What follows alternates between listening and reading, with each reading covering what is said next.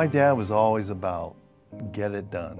You know, he was always had a can-do attitude, and he was a very honest man. And he hit the ground running, whatever it was. He was really involved in it. And if you weren't a part of what he was doing, then you had to catch up, you know. And I remember one day there was a doubleheader against the Atlanta Braves, and I said to my dad, I said, boy, it'd be really good to go to it'd be nice to go to the Pirate game. And he said, well, we got to paint the front porch.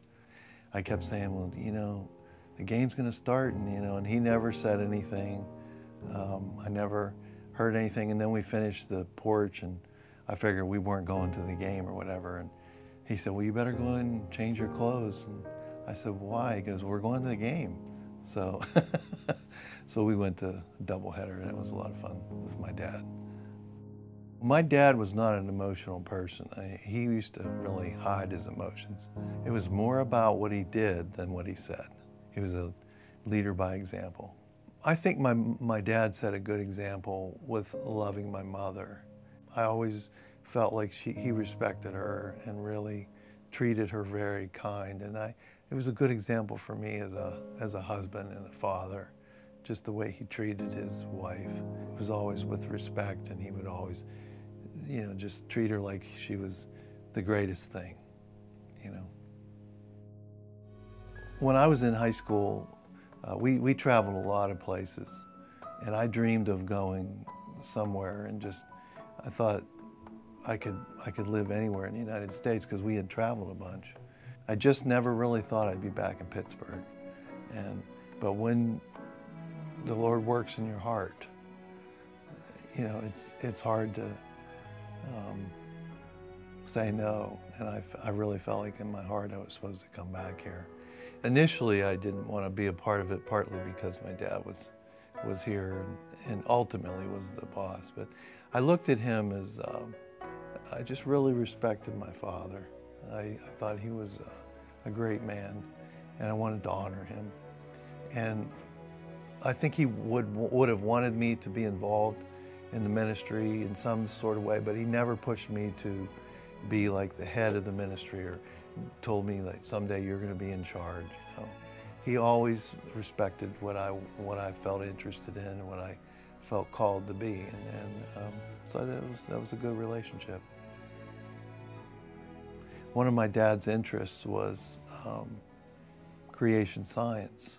He started a TV program really with no budget. We just built a set, kind of like a scientific laboratory. And on this program, we deal with the creation evolution issue.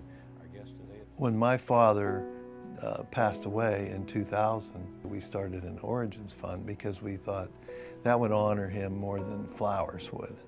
And people really got on board with that.